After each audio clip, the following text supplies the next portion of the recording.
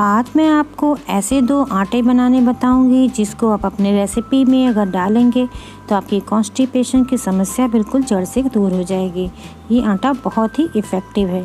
तो चलिए मैं बताती हूँ कि वो कौन सा आटा है, और उसके साथ साथ एक बहुत ही टेस्टी सी आपके लिए स्मूदी की भी रेसिपी दे रही हूँ जो आपके लिए बहुत ही हेल्दी है।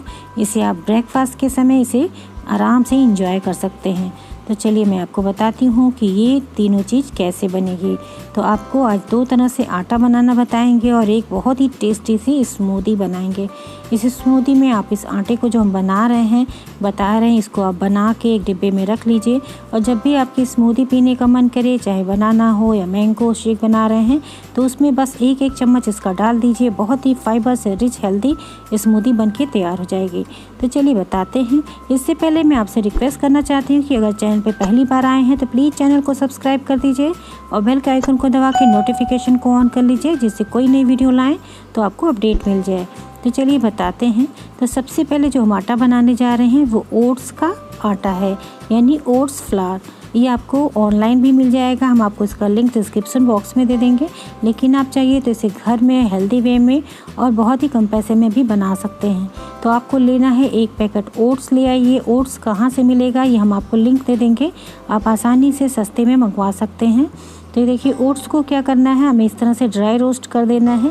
तो हल्का सा ड्राई रोस्ट करने से इसका जो मॉइस्चर होता है वो निकल जाता है और ये बहुत ही बढ़िया सा फाइन सा आटा आपके पास तैयार हो जाएगा, यानी आपका ओट्स फ्लावर बनके तैयार हो जाएगा।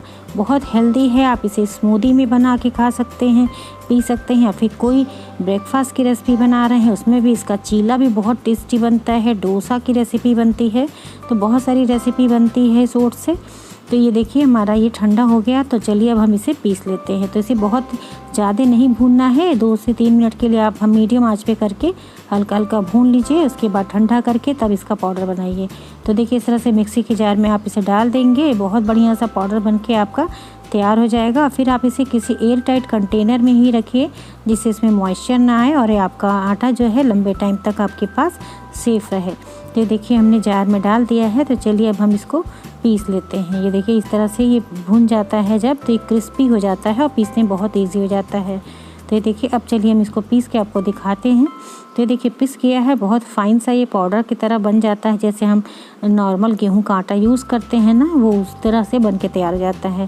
तो आप जब गेहूं के आटे की रोटी बनाते हैं तो आप क्या करिए, इसमें से जैसे हमने लिया है ना ये आटा, देखिए निकाल के मैं आपको दिखा रहे हैं कितना फाइन सा है।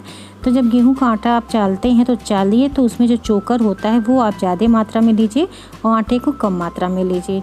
उसके बाद आप ये जो ओट्स का ये आटा बनाया है इसमें से भी 2 से 3 चम्मच उसमें मिक्स कर दीजिए। तो बहुत ही हेल्दी आपकी वो चपाती बन जाएगी, फाइबर से भरपूर हो जाएगी, जो आपकी बीमारी में आपको बहुत ही हेल्प करेगा। और दूसरा आटा हम बना रहे हैं अलसी के बीज से। ये तो आपके लिए बिल्कुल अमृत का समान होता है। अगर आप कॉन्स्टिपेशन, कब्ज, पाइल्स, फिस्टुला, फिशर जैसे पेशेंट हैं जिनको कॉन्स्टिपेशन बहुत ज़्यादा होता है, जिसकी वजह से बीमारी बहुत ज़्यादा बढ़ जाती है, उनके लिए बहुत ही इफ़ेक्टिव सा ये चीज़ है ये फ्लैक्स सीड। इसमें बहुत ज़्यादा न्यूट्रिएंट्स होते हैं जो कॉन्स्टिपेशन की प्रॉब्लम को सॉल्व करते हैं, और फाइबर से रिच होता है। बहुत सारे माइक्रो न्यूट्रिएंट्स पाए जाते हैं जो हमारे इम्यूनिटी सिस्टम को भी बूस्ट करते हैं। तो ये हेल्दी भी है और आपकी बीमारी के लिए बहुत ही ज़्यादा हेल्पफुल है। तो ये सारे न्यूट्रिएंट्स इसमें लिखे हुए हैं और बहुत ज़्यादा महंगा भी नहीं आता, सस्ता आता है। तो आप इसे मंगवा लीजिए। तो इस तरह से मंगवा के आप क्या करेंगे, इसे ड्राई रोस्ट करेंगे। जैसे हमने ओट्स को ड्राई रोस्ट किया था ना, सेम उसी प्रोसेस से आपको इसे भी भून लेना है। इसका स्नैक्स भी बना के खाते हैं, जैसे आप भून लेते हैं ना तो खाने में बहुत टेस्टी हो जाता है। थोड़ा सा घी डाल के आप इसे भूनिए, काला नमक मिला के आप इसको खाइए, चाय के साथ एंजॉय करिए। बहुत ही बढ़िया सी आपकी नमकीन बन के तैयार हो जाती है, बहुत ही टेस्टी होती है फ्लैक्सीड, और साथ साथ बहुत ही डाइजेस्टिव होती है। तो आप इसे 2 से 3 चम्मच भून के चाय के साथ खा के एक बार देखिए। थोड़ी सी घी डालिए, देसी घी, और उसमें हल्का सा काला नमक ऊपर से स्प्रेड करके खाइए, आपको मज़ा आएगा। ये देखिए अब इसका आटा कैसे बना रहे हैं। तो देखिए यहाँ पे हम डाल दे रहे हैं इसको तवे पे। एक हल्का सा तवा है, आँच को बिल्कुल मीडियम पे करके इसको भूनिए, क्योंकि बहुत तेज़ से छटकता है। देखिए इस तरह से छटक के दूर दूर तक फैल जाता है। तो आँच को बिल्कुल लो पे करके इसे धीरे धीरे भूनिएगा। ये बहुत तेज़ी से पकड़ने भी लगता है, तो इसे ज़्यादा नहीं भूनना है, बस कुछ ही सेकंडों के लिए आप इसे तवे पे रखिए और जल्दी जल्दी इसको चला के इस तरह से ड्राई रोस्ट कर दीजिए। यानी रोस्ट इसलिए हम कर लेते हैं जिससे आटा हमारा ख़राब ना हो। और बहुत ज़्यादा इकट्ठा आप अलसी के बीज को पीस के मत रखिएगा, क्योंकि अलसी के बीज का आटा बहुत जल्दी ख़राब हो जाता है, तो इसे आप कम क्वांटिटी में पीस के रखिए। और फ्लैक्स सीड का आटा जो है जो बनाते हैं बहुत ही ज़्यादा डाइजेस्टिव होता है और बहुत ही हेल्दी होता है। इसका आप जब पाउडर बना लेंगे ना, तो आप ऐसे भी आप इसको सुबह शाम, सुबह जब उठते हैं तो खाली पेट 1 चम्मच इसे गुनगुने पानी से इसे पूरा ऐसे निगल जाइए और पानी पी लीजिए उसके पीछे। रात में सोते समय अगर आप पीने लगेंगे ना इस तरह से 1 चम्मच खा के पानी, तो कब्ज की समस्या वैसे भी दूर हो जाती है। बहुत ही इफ़ेक्टिव है बवासीर जैसे पेशेंटों के लिए ये फ्लैक्स सीड। इसे फ्लैक्स सीड को आपको यूज़ करना चाहिए, अपने खाने में ज़रूर इसे शामिल करना चाहिए। बहुत इफ़ेक्टिव सी चीज़ है। ये देखिए भुन गया है, बस इसे हम ठंडा हो जाने देते हैं, थोड़ा नॉर्मल हो जाने देते हैं। देखिए भुनने के बाद इसका कलर भी चेंज हो जाता है। ऐसे भून के भी आप ऐसे खाइए, बहुत ज़्यादा टेस्टी होता है। तो ये देखिए अब ये ठंडा हो गया अच्छी तरीके से, तो हम इसको पीस के इसका पाउडर बना के रख लेते हैं। इसका पाउडर बना के आप इसमें थोड़ा सा काला नमक डाल के आप ऐसे भी रोटी के साथ खाइए, बहुत टेस्टी लगता है ये। पहले के टाइम पे इसको बना के लोग इसे बुकनी के नाम से कहते थे, खाते थे। इसको पीस के इसमें काला नमक और थोड़ा सा इसमें मसाला वगैरह डाल देते थे, तो बहुत टेस्टी हो जाता था। तो चलिए इसे हम पीस लेते हैं। अभी हमारा बढ़िया से ठंडा भी हो गया है। हम आपको पीस के दिखाते हैं कि इसका पाउडर कैसे बनेगा। तो ये 2 तरह का हम आपको फ्लावर बताए हैं बनाना, आटा बताए हैं। इसको आप बना के किसी भी डिब्बे में एयरटाइट कंटेनर में रख लीजिए और जब भी रोटी वगैरह बनाते हैं उसमें आप इसका 2-2 चम्मच डाल लीजिए। ओट्स को 2 से 3 चम्मच डाल सकते हैं, लेकिन फ्लैक्स सीड को बहुत ज़्यादा मत खाया करिए, क्योंकि फ्लैक्स सीड में बहुत ज़्यादा फाइबर होता है। इसको डाइजेस्ट करना बहुत ही ज़्यादा हार्ड वर्क है। अगर आप फ्लैक्स सीड या फाइबर से रिच आप फूड खाते हैं तो बहुत ज़रूरी है आपको उससे कई ज़्यादा गुने में पानी पीना चाहिए, जिससे फाइबर ईजिली डाइजेस्ट हो जाए और आपको कॉन्स्टिपेशन बढ़ने ना पाए। ये कॉन्स्टिपेशन को दूर करने की रामबाण दवा है, लेकिन इसके साथ साथ आपको पानी पीना बहुत ज़रूरी है। जब पानी पीते हैं ना, तो ये जो फ्लैक्स सीड होता है ये बहुत ही बढ़िया सा काम करता है पेट में जाके, और स्टूल्स को बिल्कुल सॉफ्ट करके स्मूथली पास आउट कराता है।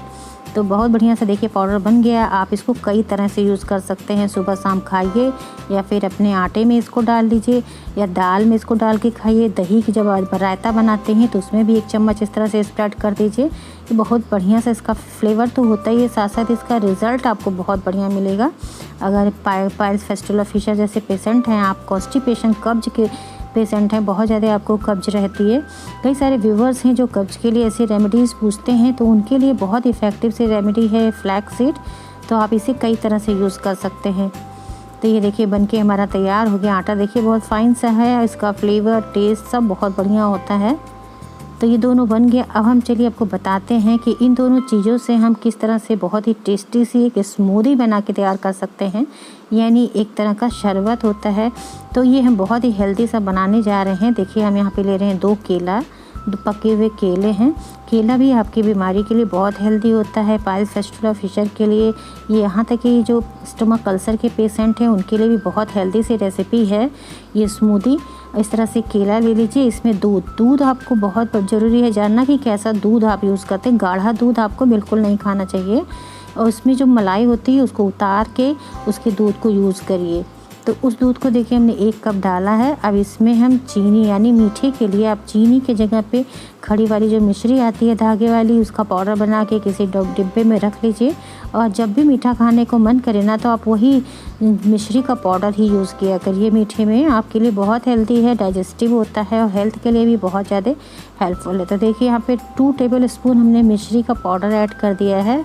अब आप इसमें चाहिए फ्लेवर के लिए इलायची वगैरह भी डाल सकते हैं, या कोई एसेंस भी आप इसमें मिला सकते हैं। कोई फ्लेवर चाहिए तो मिला सकते हैं, काजू बादाम इसमें डाल सकते हैं, जिससे इसका फ्लेवर और बढ़ जाए।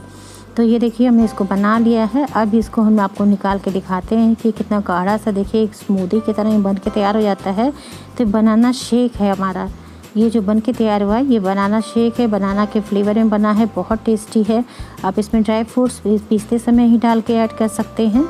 अब देखिए इसमें जो हमने पीस के तैयार किया था ना दोनों फ्लावर, उसमें बहुत ज़्यादा फाइबर होता है। तो स्मूदी को और भी बढ़िया इफ़ेक्टिव बनाने के लिए देखिए 1 चम्मच हम फ्लैक्स सीड डाल दे रहे हैं। आधे से 1 चम्मच आप मिला सकते हैं और आधे से 1 चम्मच आप इसमें डाल दीजिए ओट्स का पाउडर, यानी ओट्स का जो हम आटा बना के तैयार किए, इसको डाल के अच्छे से मिक्स करके आप इंजॉय करिए। बहुत टेस्टी होता है, साथ साथ आपके लिए बहुत हेल्दी है।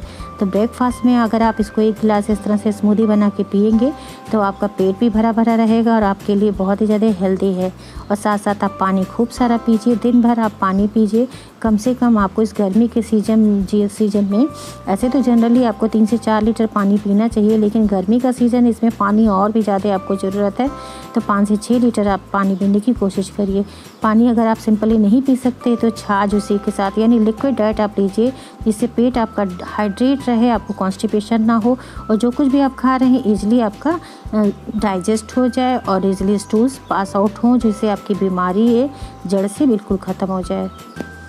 डिस्क्रिप्शन बॉक्स में हम कई सारे लिंक्स आपको दे देंगे, जिससे आप इजीली वहां से मंगवा सकते हैं और कई सारे रेमेडीज़ के भी लिंक हैं, उसे देखना बिल्कुल मत भूलिए। और वीडियो अच्छी लगी है तो दोस्तों को शेयर करिएगा और चैनल को सब्सक्राइब नहीं किया है तो उसे सब्सक्राइब जरूर कर दीजिए, जिससे आपको नोटिफिकेशन तुरंत मिल जाए। और अपने लाइक देके हमारे मोटिवेशन को बढ़ाना बिल्कुल मत भूलिए। इसी के साथ बहुत बहुत धन्यवाद। Thank you, bye bye, take care.